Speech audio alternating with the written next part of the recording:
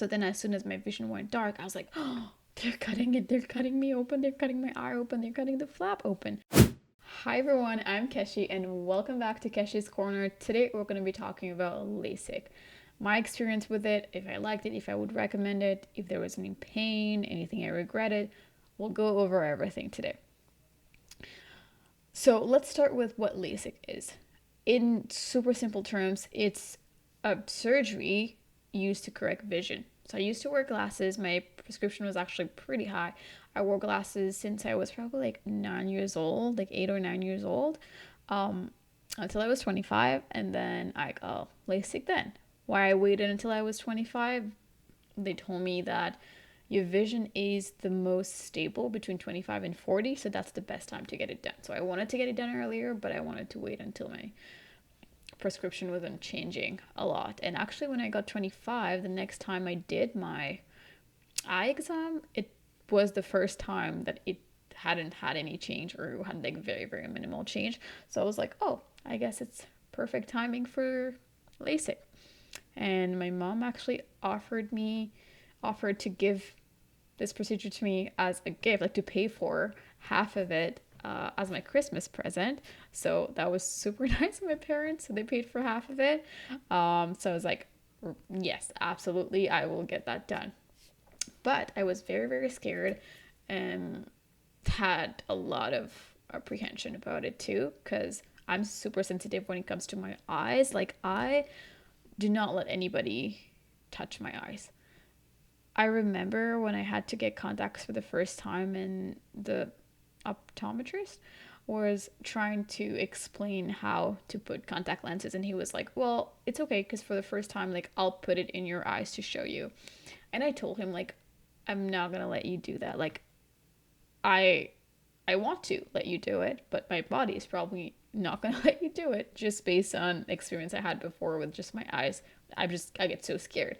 And he was like, no, like, it's okay. Like, that's my job. I do that all the time. People get scared, but I'll be okay. He tried it for like 10 minutes and then was like, yeah, your body's not letting me. I kept like blinking and like so much without wanting to. Like, I was trying to just try to be calm about it, but super scary. I can't have anybody like anywhere close to my eyes. I remember even eyeliner when I was younger and my mom was teaching me how to put eyeliner, like, I don't know, like the under eyelid one. Under eyelid? Well, the whatever, you know what I mean. Um, and when she was like moving that like eyeliner pencil close to my eye, I was like, no, absolutely not. So I had to learn to do this by myself. Also, contact lenses, I had to learn to put it by myself. I remember even the first time I put my contact lenses on, I think I took like 45 minutes because I was just that scared. Like, even myself going into my eye, I was that scared. Definitely poked myself in the eye a couple times. Anyway, we're like 3 minutes into the episode and I still haven't explained what LASIK really is. The term actually stands for something pretty complicated. Laser in situ keratomileusis. I definitely said that last word wrong. But basically, well, I will explain keratome later. I'm saying I will explain it as if I know like what it is so much, but I know it comes later in the different explanations as to what it is. But anyway, actually it comes right now. I'm looking at my notes. It comes right now. So it consists of, it's first of all the most common laser vision correction procedure. That was a mouthful. The LASIK consists of basically you create a flap and then you use the laser to correct it, and then you just close the flap again. But I should just be reading my notes, shouldn't I? So LASIK surgery consists of creating a flap in the cornea with a microkeratome. So keratomileusis is something that comes from like creating it with a microkeratome and using a laser to reshape the underlying cornea. So I will actually walk you through everything that I went through, including like the cutting on the cornea, how it feels and everything like that a little bit later. But we're starting with like super basic. So LASIK can be used to correct nearsightedness, so myopia, farsightedness as well, and astigmatism. I had a little bit of astigmatism as well, but my main problem was nearsighted. I always confuse between the two because I'm like, if I'm nearsighted, it means I can't see near or far. No, I guess it makes sense. I'm nearsighted, so I can see near. So I have trouble seeing far. Anyway, so I couldn't see far. I couldn't even see, like, if there was somebody else across the room or halfway across the room, I couldn't see, like, their face. I would see there's somebody there, but I could not identify who that is. So my prescription was pretty high. It was -4 on one eye and -4.75 on the other eye. So I actually had to do custom LASIK. So there's standard and custom that you can do. Standard is like standard procedure is going to be cheaper too. Custom, there are some advantages to it, but also some people have to choose the custom one because one example is of a really high prescription like I had. But I will give you some of the advantages, I guess, the different benefits of having custom LASIK in case you're interested. Even if I had a lower prescription, I would have opted for this one. It's a little bit more expensive, but I thought it was worth it for me. So some advantages: one, more patients are candidates. Again, custom LASIK allows more people, even with those with higher prescriptions like me, or larger than average pupils, and even those who have been deemed non-candidates in the past, those people could potentially get LASIK thanks to the custom LASIK one. You also get a better quality of vision apparently because it improves the quality of both your day and night vision compared to standard LASIK and previous custom with front technologies based on what they're saying. So it does lead to better night vision from what they were also explaining compared to just having standard LASIK.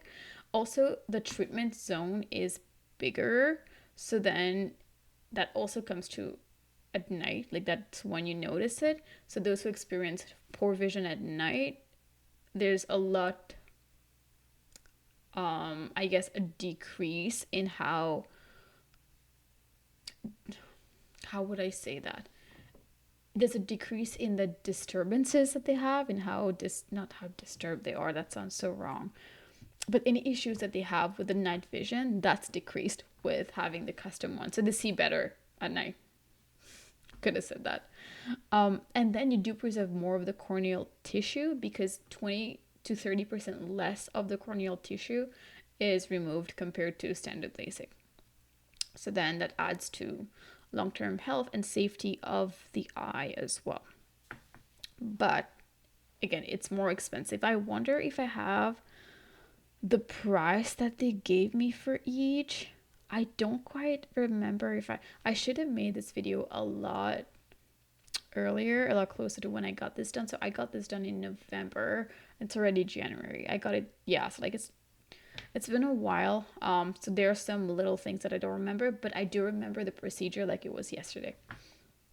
But before we get into any more of those, some people can't get LASIK done or choose to go with an alternate procedure, which is called PRK. For this one, I will be reading from my screen again.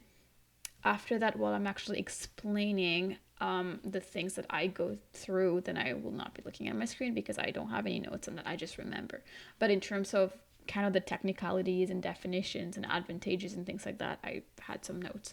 But PRK, basically what happens, I know nothing about this one, but how it works is the surgeon partially removes the surface layer of the cornea and then reshapes the corneal bed with a laser in the same way as LASIK.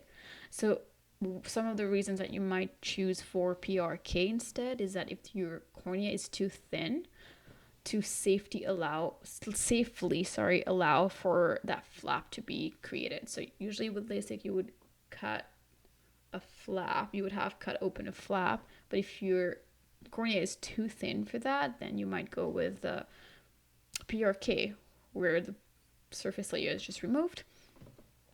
Also, patients who do rub their eyes often, because the corneas may soften. So I rub used to rub my eyes a lot. My mom always told me to not do that since I was a kid. I don't know if she knew what it caused, but she was just like, I was like really digging in there, really rubbing my eyes a lot.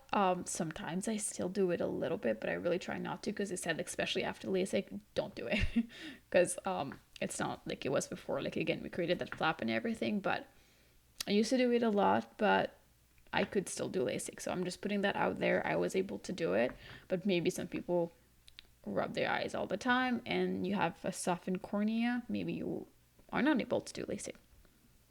So this procedure, same thing, can correct nearsightedness, farsightedness, and astigmatism. I have why here.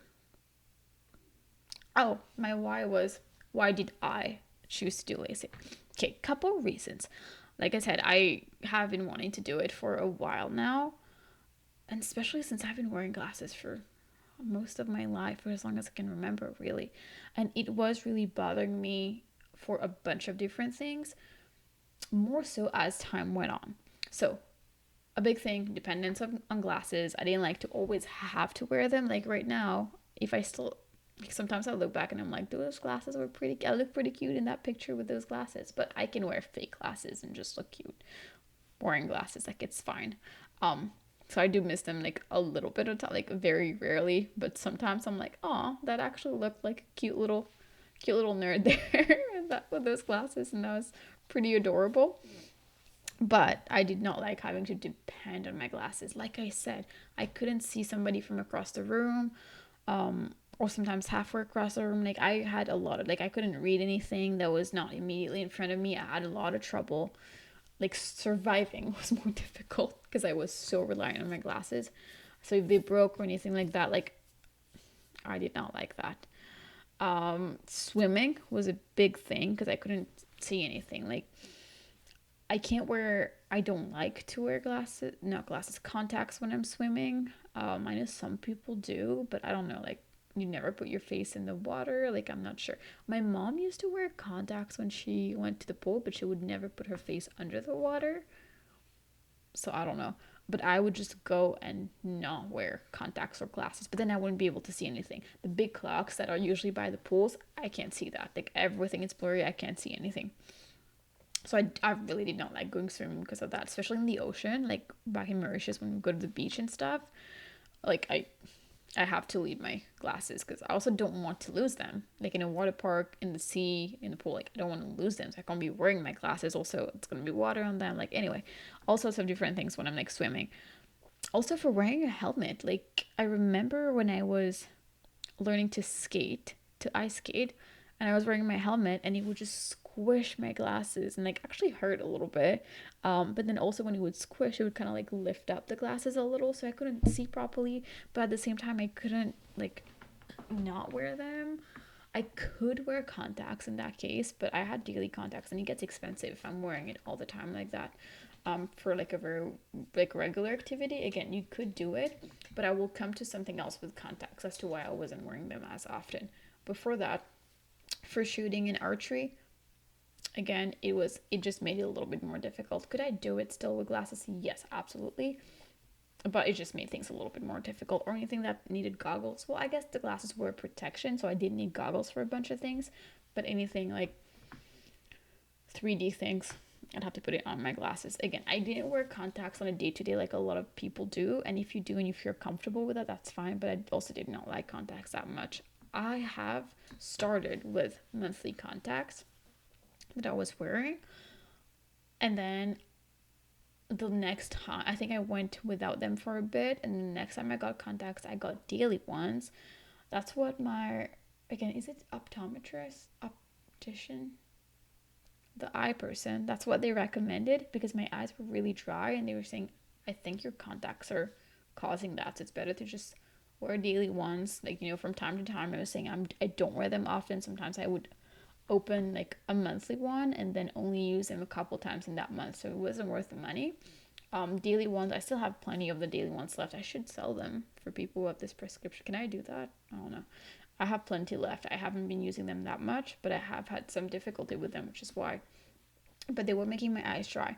So when I tried the daily ones, they were more convenient because then I put them and then I'm done with them, discard them at the end of the day. But they did still make my eyes dry, and I had difficulty more and more putting them on and taking it out. I don't know why. It just got more difficult, maybe because I had like fake nails too. But even at the point where I had like shorter fake nails compared to when I had longer ones back when I had monthly ones, those daily ones, maybe just from where I got them, I don't know, they were difficult for me to take off. Sometimes I would struggle for like 10-15 minutes for that one to get to take it out. Once one was out, the other one was easier. I don't know how it was, but very difficult to take off. And one of the last instances where I put it, we were on a trip, and I like on a weekend trip, so I put it on like the Friday night or something for the evening, or for a day, like it was for a couple hours. And the Saturday night when I wanted to wear it again, my eyes were so dry and so red, and I didn't want to put, and it was like a different one. I'm not putting the same contacts in because it's daily ones, but I couldn't put a different set in because my eyes were just so dry and so red from it. So again, I'm not sure. I've been like using the solution and everything and like making sure like it was clean, but it was just not great. And then I just put my glasses, but I like the look of me without glasses too. I really like that. So I at least wanted the choice. So again, when my mom said, you know what, Dad and I are gonna pay for your like LASIK for half of it. Well, depending on how much it was, because I got custom and it was like more expensive and stuff. I was like, you know what, I can pay for half of it. So they paid for half of it for Christmas. I was like, yes, but I was super super nervous. Not at first, but especially the day before, I went down the rabbit hole of just being like, let me just search up LASIK on TikTok. Don't do that the day before your procedure because all I could see was fails. LASIK regrets, LASIK fails, LASIK went bad. And I just started crying. I remember I went to bed. I usually go to bed pretty early. I just could not sleep after watching that, so I want to find my boyfriend being like, do you want to like come to bed? And he was like, well, not like right away. I wasn't gonna come right away. And then he saw my face, because he was like, do you want me to come to bed? And I just kind of looked at him, being like, I looked up LASIK stuff and I am very, very scared. And he was like, okay, I'm coming to bed. So then he just kind of held me while I was crying and explaining what I saw and how nervous I was and about how I maybe shouldn't be doing it. And he told me you don't have to. You don't have to if you don't want to, but at the same time, it is a very simple, quick procedure that a lot of people that even we know have gone through. Not that I know, but that he knows have gone through. So then I did it, and I'm happy that I did. I have to tell you that they were super professional. They were very nice, and they did make me feel more at ease. They were actually very surprised as to how nervous I was. I was terrified. But let me walk you through how the day was. So when you go there, the appointment is going to take around 3 to 4 hours. And they will tell you that. They will tell you your appointment will take around 3 to 4 hours.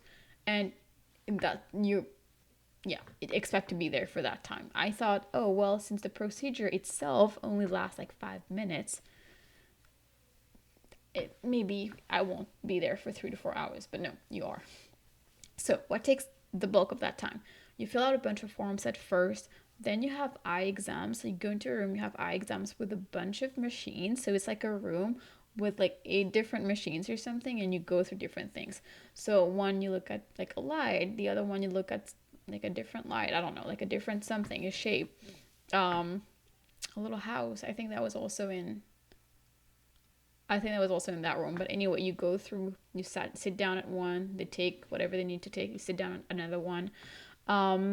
This one, I believe, is when they tell us, or they told me that it was a brief kind of prescription they want to get a brief idea of what a prescription is. So it's not like the accurate one that the laser necessarily will use, but just to get an idea. And then after you're done those little machines, then you go back and sit, and then they call you into another room, and now you're in the room where you're reading the letters. Like if anybody who has glasses has been through that, where you sometimes cover an eye or something, and then you look at the different letters through those things.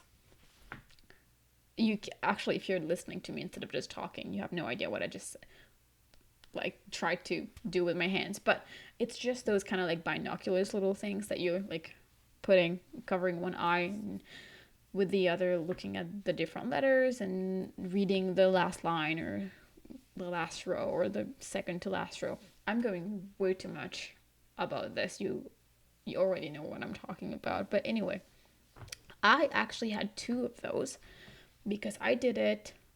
I went and sat, and then they called me back to be like, I wanted a second opinion on it. So we got another person to check just to make sure. So another person came and did it again. I think for me, the main problem was that they were seeing some like veins and stuff or something, or capillaries. I don't know. They were seeing like something, some red, maybe capillaries, a little bit more than usual in my eye, so that's why they wanted to check everything, and she wanted a second opinion, which I'm really happy about, because instead of just kind of being like, oh, I think I did a good job, I don't want to make it seem like I'm not sure, so let's just go with that. They were very diligent, and if they needed a second opinion, they needed one, so they called me again to do the exact same thing just to be sure, and I actually really like that. Actually, when I think more than one person, when they saw like how terrified I looked, they were kind of like, why are you so scared? Like, it's a very simple procedure. Like, the way they actually look super confident in it, so they didn't look like, oh, it's okay that you're scared, I understand. Like, I would have been, maybe different people are different. Maybe some people prefer that somebody's like, oh, I understand why you're scared, it's gonna be okay, like, don't worry. But I preferred that they were kind of like, I have no idea why you're this scared right now. Like, I actually don't get it. Because that made me feel like, oh, okay, so people actually go through and it goes well and they go out. And it's simple. So they look very confident and I really liked it. But anyway. So after this calling me a second time, there was a long wait. That's when I waited like 1 to 2 hours. Super long wait. Because the first few steps were very quick, but then they call me to the exam room. That's when you're putting all the little things, like putting did I take off my shoes, but like putting things around your shoes so it's all sanitary everywhere, putting something on your head, so covering your hair, covering your shoes. It has to be completely like sanitary in there. And the person waiting for you could be that my boyfriend stayed with me the whole time, even though he didn't go into all the different rooms. I kind of wanted him to, but he was like, even the lady was like, you don't have to come in while she's getting this and that. But he still waited for me. So I did my stuff, came back, did my stuff, came back. He waited for me the whole like 3 to 4 hours that I was there. But then the only thing that he couldn't come to is the actual surgery room, obviously. Although I bet he wished he could have, because that would have been pretty cool to see. But anyway, so then he waited for me, but he said it was a super quick wait, and at the same time, I did think that it was pretty quick too, but I'll go through it right now. So you go in there, they put numbing drops in like both of your eyes, and they put quite a bit. What the nurse told me is that only one of those drops need to go in each eye for it to work. But they're putting like like a dozen, I don't know, in each eye just in case. Because again, they just want it to be numb. So just in case, so like they know that it is numb. They do sting a little when you put it in, but it's fine. And after the first one or the first few or what sting, and then after your eyes are numb, so you can't really see it. Then you go into the surgery room and the surgeon talks to you. I remember taking off my glasses and like getting ready and stuff. And then he was like, "Oh, we're gonna talk first." And then he was talking and he was kind of like literally where the camera is. So like this arm length. And I could not see like exactly his face. I had an idea of what he looked like. But without my glasses, I could not understand what he was saying that clearly because I could not like see his lips moving. So I remember being like, "Can I just put my glasses back before you talk to me?" So that was pretty funny. But anyway, so the surgeon talks to you and it was very, very reassuring. Just walks me through how the procedure is going to be again. And they did tell me that before. So when I made the payment and everything, in between the different steps for the procedures, while I was waiting, I think that was just before the long wait. You make the payment and they go through everything. They explain everything in detail. Actually, in a little bit too much detail because then I was like, "Oh, they're gonna do that to me." But they do explain it in a lot of detail so you know exactly what's happening. But the surgeon also explains what's gonna happen, how it's gonna go. And then you go on that bed and they gave me a stress ball, which then started making me a little bit more stressed because I was like, why do I need a stress ball if it's a simple stress-free procedure? But anyway, I guess it helped. They opened your eyes. That was the most uncomfortable moment for me when they like open your eyes with whatever appliance they use and then they just tape it. That was the part that I was more like, ugh, like I don't like this at all. And because I was also really scared about what is to come, but just this like playing with my eye and like if super like this discomfort, that was like the worst few seconds for me. But then they open like one again with their appliance and then tape all around. So everything goes dark is when they cut the flap. I don't know how it works, but I remember they told me before, which is what scared me, that I knew everything that was happening because they said you're not going to see them cut the flap because your vision is going to go dark. And then once they're done, then you'll be able to like see again once they're done cutting it. So then as soon as my vision went dark, I was like, "Oh, they're cutting it. They're cutting me open. They're cutting my eye open. They're cutting the flap open," which is what they did. But then after that, I see again, and I don't know if they tell me to do something. I don't quite remember. But anyway, I remember vision goes dark, cut the flap, then it's time for the laser. Now, the laser, it's like a light that you're looking into and you have to keep looking at it. But once the laser starts, if you happen to accidentally like move your eye away, like look away or blink, you can't really blink or close your eye because it's like taped and stuff. But let's just say something happens and you like accidentally like blink, tape falls off. I don't know. I don't think any of that would ever happen. But you accidentally blink or you just look away, like even if your eye completely open, you could like look away a little bit. Anything of that sort happening, the laser automatically just stops. So if you're not looking directly into it, it immediately stops. So it's very safe, which is what I really liked. But so you look into the laser and then there's a sound. So I know, and again, they told me when the laser is working, it's magic. You're not gonna really see it, but you hear a sound and you smell like burnt hair. I remember before being like, I don't know what burnt hair smells like. Now I know because I know what laser smells like.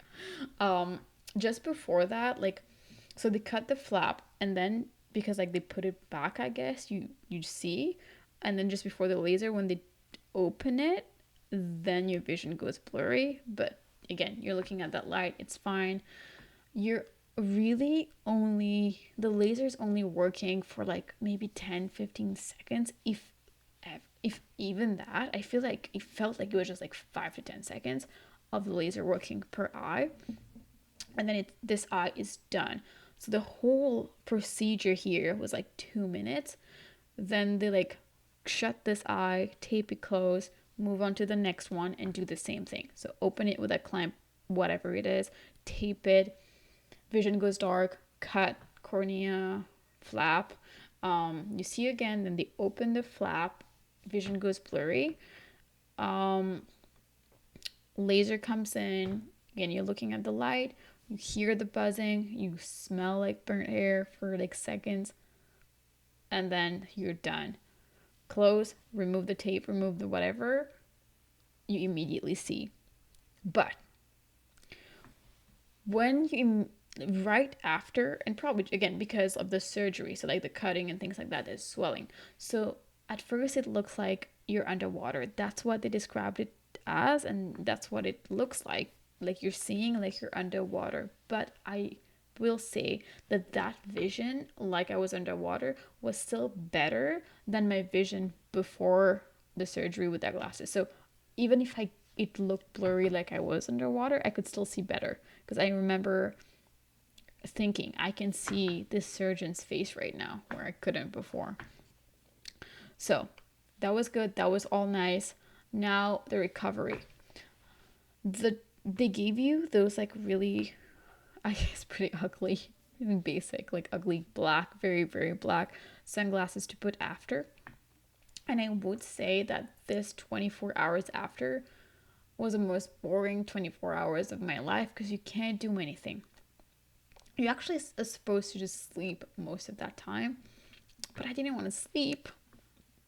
I just couldn't, like, I just couldn't make myself sleep for like all of that time, but I had to keep my eyes closed. So what they told me was to keep my eyes closed for the whole time except when I was eating, getting my drops, or going to the bathroom. So in terms of drops now, I had 3 drops to take. I had one antibiotics drops, antibacterial, maybe antibacterial. That's what they were. I should have prepared better for this podcast. Antibacterial, I think, is what they were. The second one is anti-inflammatory, and the third one was just like hydrating drops, like sustained drops. One of them, I believe it was the anti-inflammatory ones. They do sting a little, but at first when you're putting them, everything kind of stings a little because again, you have this cut flap and everything. Again, can't do anything for those 24 hours. I knew that I couldn't look at my phone or the TV, but I thought, like, I brought puzzles and I brought books and stuff like that, but they were like, no, you actually have to keep your eyes closed for that flap to heal. Not just to heal, but to be in place and to maintain in place. And when your eyes are closed, it's able to like hydrate it and like not be super dry, and also for it to not wrinkle. That day when you're sleeping, you also have to keep your glasses on the whole time, even inside, but also when you're sleeping for that first night. The next day, then you're a lot more free. You can look at screen from time to time. Again, your eyes are going to be sensitive to light and things like that, but you have a lot more freedom the day after. Mostly sensitivity to light and dryness. I would say even now my eyes are more sensitive to like bright sunlight than it was before. A lot better than when I just got the surgery, obviously. But before that, I don't think, because I have really dark eyes, I don't think I ever had any sensitivity to light, to sunlight, like even bright sunlight. I was fine, never wore sunglasses and things like that. Whereas now it can get a little sensitive to bright sunlight, but I wouldn't trade it for anything. Like, I love being able to see. So, and then my eyes, they were dry. Like the day after, they were very dry. So it took a little bit for my eyes to be completely back to normal. Actually, they tell you the next day it should be around like 80%. So the first day you're still like you're seeing like under your water, like you're underwater, and then the next day it's like 80%. But I remember because my eyes were dry, the next day when I went in, it took a little bit. But now obviously I can see perfectly. 20/20 vision, not blurry, not anything. But I'm still very careful. I'm not rubbing my eyes or doing those things like that. They do tell you if they will be able to give you 20/20 vision before you go in for your surgery. So based on the prescription, based on the exams that they did tell me, okay, we do guarantee that we'll be able to give you the 20/20 vision. And then after, they were able to, so that was awesome. And then the next day, so after that 24 hours, you do have an appointment the next day. So usually you go there on like a Friday or something, and the Saturday morning, I think it was like at 8 a.m.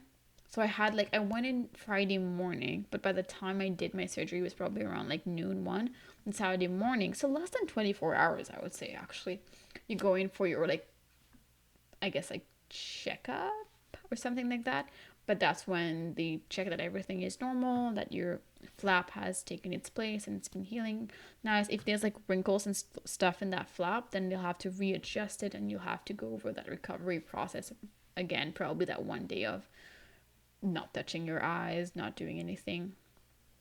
Um, is my lip bleeding? It definitely is. If you can see the YouTube video. Talking about dry eyes, but dry lips too. It's winter in Canada right now. Very dry. But anyway, I'm almost in the video, so we'll have a bloody lip until then. Um, yes, I would say that everything I wrote when I wrote those my notes for this episode, I wrote that most things are normal, but sometimes when I'm reading a little screen, like a phone a little bit away, it is a little bit blurry. I would say that I don't really notice that much anymore now. And again, it's 2020 vision. I can't expect to have like super vision either. So there are some things that I can't see, I guess, is what I'm trying to say. But I would say I have perfect vision now. I'm very, very happy with how everything went. I'm happy with how professional they were, with how easy and kind of like seamless, how everything went like smoothly. And I don't actually have any regrets. Like, I'm trying to think of, do I have any regrets regarding this? I don't think so. Again, if I want to just have the vibe or the look of somebody with glasses, I could wear fake glasses. But I don't think I have any regrets about this procedure. I would definitely recommend it to anybody who's interested in. About the astigmatism, it was never really something that like concerned me that much. I remember talking about that to somebody, that at night you do see, like, when there's like traffic lights and things like that and the lights are around, you see it as rays instead of just lights. Basically that's what astigmatism means. So if they're like, if you're driving at night and there's traffic lights and also different colored lights, you just see it as like rays, like lines. I never really noticed this as like a big deal for me, and neither do I now. So I had a little bit of astigmatism from what I was told, which was fixed, but I can't really talk to too much on that. But I do hope that this was informational, that you got some of your, I guess, questions answered, but also some of your concerns addressed, so that if you're interested in getting it done, you did. Oh, I forgot to mention the price, the cost of it. That's the most important part. For me, the total for like both eyes together, it ended up being around 5,000 Canadian dollars. So that included, I think, like 400 or something, included like a guarantee that you can have for, so as long as every 2 years I'm coming for a checkup, then they guarantee me that in perpetuity I'll be able to get it fixed up or touched up for free if something happens. So again, because I did it so early at 25, I was like, at any point in my life, if I have like, if I need a touch up, they'll do it for free. I won't have to pay for that. So that was, I think, $200 per eyes to add that guarantee. Otherwise it would have been guarantee. Otherwise it would have been just for 3 years, I believe. And I was like, I'm not gonna need it within 3 years. But so it was like I think the quote that I got was like 4,300 or something, but it ended up being around 5,000 for both eyes. I believe the standard one was closer to 3,000, but you know what? Don't quote me on that one because I don't remember. There was also a different price for whether they use a microkeratome to open the flap or if they just use laser. There's another procedure that's like an all laser one. So instead of the microkeratome, they use laser to like open it and use a laser on it. So I think that one was a little bit more expensive too, but it depends on where you're getting it done. Where I was getting it done, anyway. They use the microkeratome. That's the process that you use. From what I understand, they don't use both. Some surgeons use one, some surgeons use another one. But I think the all laser one is a little bit more expensive too. Again, custom was more expensive. I did the custom one. So I think you can expect to pay around like 5,000 Canadian dollars for both eyes, or maybe a little bit less. I don't know if it's going to get much more if you have to do it, but after the consultation, they'll tell you, they'll give you an idea of how much it would be. So sorry, I forgot about the most important part, maybe the price of it, the cost. But yeah, I hope that was all the information that I think I wanted to know before. But let me know if there's anything else that I forgot that you would like to know about LASIK, about my procedure, about wearing glasses, about not wearing glasses anymore. And I'll be happy to either explain it in the comments or just make a whole new video with more information. So thanks very much for listening to this episode of Keshi's Corner. I will see you next week. Bye bye.